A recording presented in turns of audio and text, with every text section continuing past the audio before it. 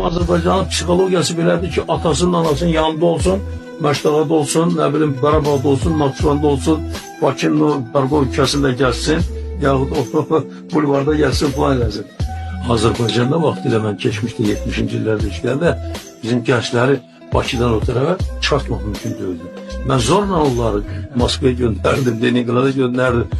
Mənim həmişə, mən indi neçə illərdir ki, Azərbaycan rəhbərlik etmişəm, həmişə arzum olub ki, gençler, Azərbaycan gençləri dünyanın ölkələrini səfər etsin. O vaxt dünya mümkün değildi.